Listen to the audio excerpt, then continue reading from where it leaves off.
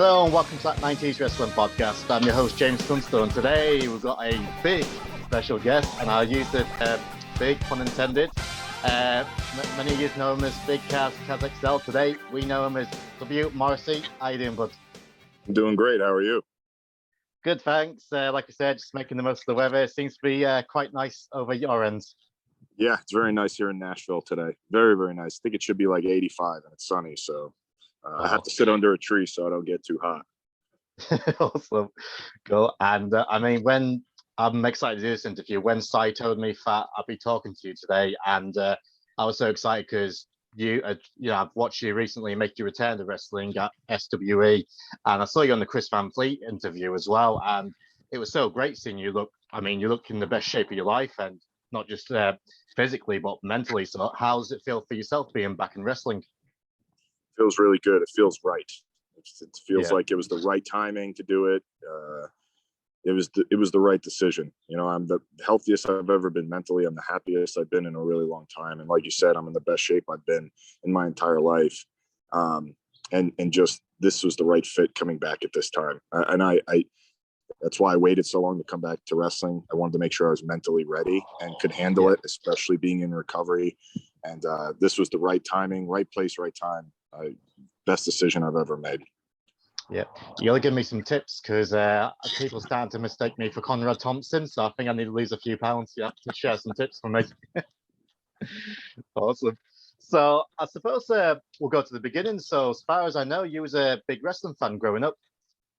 Yeah, huge wrestling fan. I was going to all the shows at the Garden. If there was, TV at the Garden, I'd go. Pay-per-view at the Garden, even some house shows here and there. My first show was there was a Superstars taping at the Garden where Sid Justice at the time and Hulk Hogan got into a little scrap going into WrestleMania 8 in some sort of battle royal. I don't remember it 100%, but that was the first show I've ever went to. And man, just going to shows at the Garden and the Coliseum and the Meadowlands and just watching every Tuesday morning because I couldn't stay up on Monday. So my mom would record it on the VHS and we'd watch it in the morning. I've been a wrestling fan since I can remember. Awesome. Funny enough, I've just actually reviewed WrestleMania 8 for the channel, and we was talking about the Sid and Hulk Hogan match. And Sid, the fans loved Sid. He was like the biggest baby face that night at the Royal Rumble. Yeah. Yeah, I always dug Sid, man. In '96 when he beat Michaels at the Garden, I was a big, Sid fan. Yeah. Yeah. He was definitely over. Cool. And I think I've got this right. So you was friends with Enzo at a young age as well. Was that right? Yeah, me and Enzo, not at a young age. We've been friends. Well, we said we were friends when we were growing up. We weren't great friends, but when he came to when he came to FCW is when I really got to know him. We went to a Yankees game against the Rays the first day he was there, and we were best friends, from that day going forward. But we had only known a little of each other, beforehand. Yeah. Cool. And people's gonna ask me, but what's the chances we'll see Enzo join you in Impact? I have no idea. I don't know where he's at. He's got music he's focused on. He's got wrestling, acting. There's a lot of things in entertainment that he has his eye on. So I don't know what he's 100% focused on right now. But right now in Impact, I'm here as a singles, and I'm looking to make a name for myself, on my own. Awesome. And it was something I wanted to bring up. So I'm not going to dwell too much on your time in WWE, but there was one moment where I thought you had, great potential to be a breakout singles. And it was when you was tagging, ironically, in the tag match with Balor and Seth Rollins. You was in a 6-man tag. And when I saw the 3 years put together, I was like, wow, Kaz looks so great at this moment. So is it something you've always wanted to be? It's big single star. I would imagine you said you looked up to Sid, but I would imagine the likes of Kevin Nash and that you've looked up to as well. So something like that. Yeah, I've always wanted to do something in singles capacity. I've always wanted to kind of make it to the top of the industry as a single star. And I definitely was on the right path to that, but things, went astray. And but look, I have a second chance to do it. I have a second chance at life, to be honest with you. So I'm happy and I'm grateful that I wake up, every day. And I think there's a place for me as a single star in wrestling somewhere at the top of the industry, and I truly believe that. And I believe I'm going to accomplish it because it is something I've always wanted to do, and that's the goal right now. Oh, definitely. And I mean, we can definitely see it at Impact. So I was watching Rebellion like everyone else. And obviously going into the show, we knew that Eric Young, unfortunately, was injured. And I'm a big fan of Eric Young. I've had the pleasure of having him on my show. But when he brought you out, I couldn't believe it. So what led you to joining Impact? I did some shows for Gallows at Lariato Pro, and I ran into Scott D'Amore there and got to talking. And Scott, must have seen I was healthy and happy and in good shape, and he decided to take a chance on me, and I'm glad he did. And I could be seen as a risky signing, but I'm going to make sure that risk pays off big time for Impact. So it was really just Gallows introducing me to Scott, and then Scott, reaching out to me privately, and that's how I got brought in here. Awesome. How's the feel of the locker room like in Impact compared to other locker rooms? Because everyone who I've spoke to from Impact, they say that there's a very much a family sort of feel with Impact. So have you felt that yourself?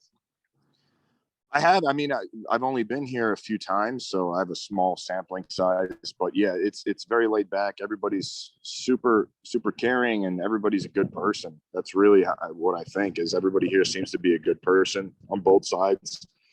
And it's laid back. It's fun to be here, and there's a lot of guys here that I've already known from working with in the past, and it was really great to see them. And then there's some new people that I got introduced to. And I think that I've done a good job of gelling with them. Everybody here loves wrestling, which is something that I also love. So that helps big time because everybody in this locker room from top to bottom loves professional wrestling. So there's an immediate connection and a bond with that. I mean, there's many talents of Impact Wrestling, but which people in general are you most excited to work with? And Rich Swann. Eddie Edwards, Moose, Sami Callihan, and of course Kenny Omega. He's the Impact World Champion, and got to set your eye right at the top, coming in. So all those names I just named. Everybody else, also I'm sure I left a few out, but Kenny Omega's got to be the number one on the list, just because he's at the top of the wrestling world right now, and everybody wants to shoot for the top. Yeah.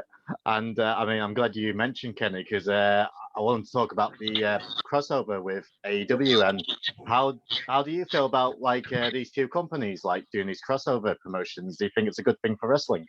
Yeah, I think it's fantastic. It gets everybody talking. It's good for wrestling. It's good for the performers. It's good for everybody involved, and I think it's a really great idea. And I'm really enjoying what they're doing on both sides. AEW, having some Impact guys there and Impact having AEW guys here. I think it's fantastic. And it's good for the performers, like I said, and it's overall it's really, really good for wrestling. Yeah. And Kenny Omega, I mean, he's been known for a few years now as one of the most talented people in wrestling, and you said you wanted to work with him. So is that something we possibly might be seeing, providing he retains against Moose, against all odds? Would you say you want to be next in line and take that big Impact title away from him? Yeah, I'd love to be next in line. I don't know if that's how it's going to work out. I don't know if that's how, the chips are going to fall where they may, and if that's how it goes. But after his next title defense, and if he does win, I want to be next in line, and we'll see if that happens. And if it doesn't happen, I'm just going to keep doing what I'm doing, and I'll get there eventually. Yeah. And talk about next in line. You've just came off a big victory against Willie Mack, and Rich Swann jumped in afterwards, and you mentioned him. So you said you're excited to work against him, but do you reckon he's sticking his nose in your business and he needs to move out the way before he gets hurt? Yeah, for sure. I mean, I'm definitely looking forward to working with him because I want to whoop his ass because that's, that had nothing to do with him. And, he stuck his nose in my business, like you said. And I mean, he's going to have to pay the price. He's just like everybody else here in Impact, man, just another stepping stone for me to make it to the top of the industry. And that's where I'm headed. And if he wants to get in the way and be one of the people that's in the wrong place at the wrong time with the wrong guy, then by all means go ahead and do that. But you're definitely going to suffer some consequences for what you did. Awesome. Cool.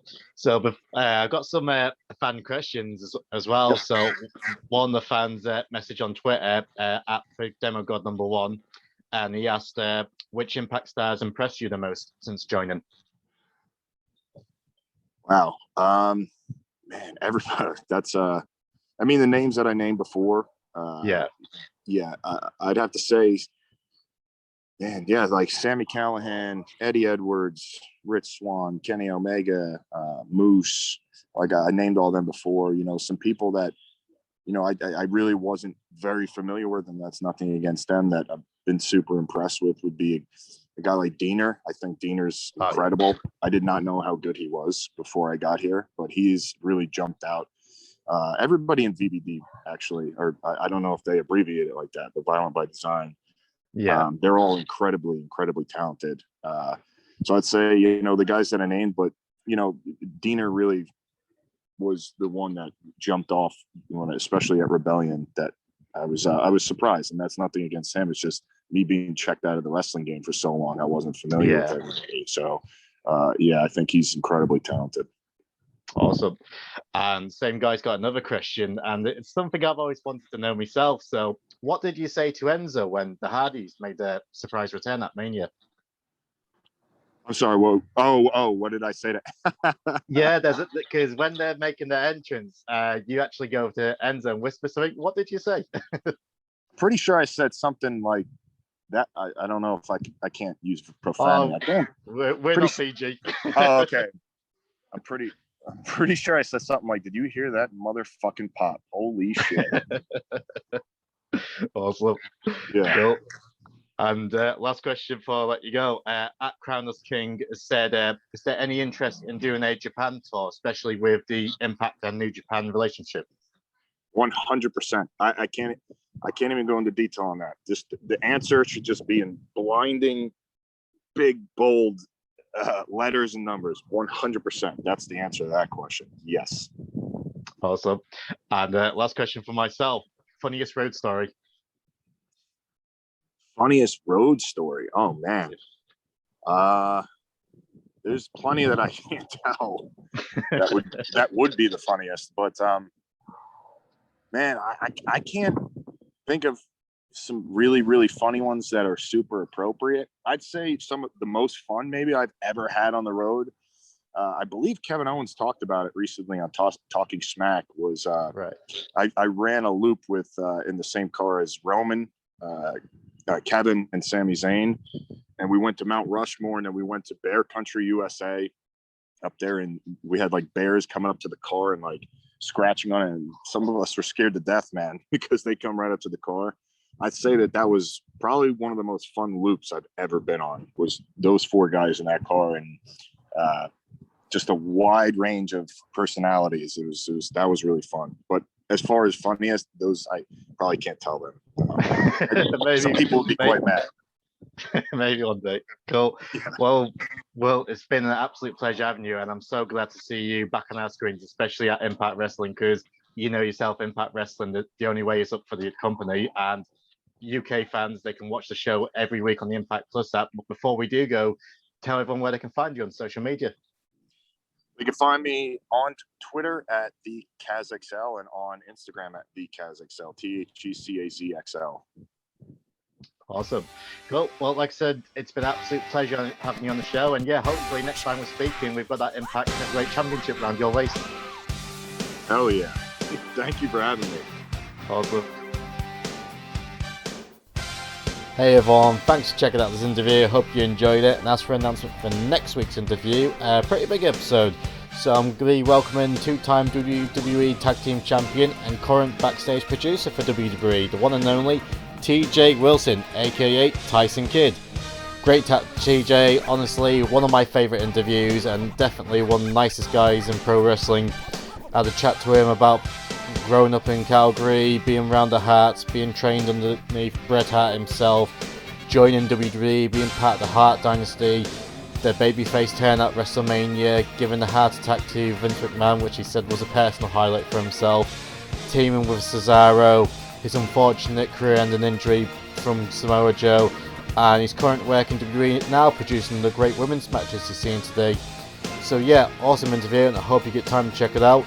And yeah, if you want to help the channel out, please give us a like and subscribe, whether you're listening on podcast form or on YouTube. It really does help the channel out if you just give us a like, comment and subscribe. And if you're on YouTube, don't forget to tap that bell icon, because it so notifies you. So everyone, until then, I'll catch you in the next one. Bye.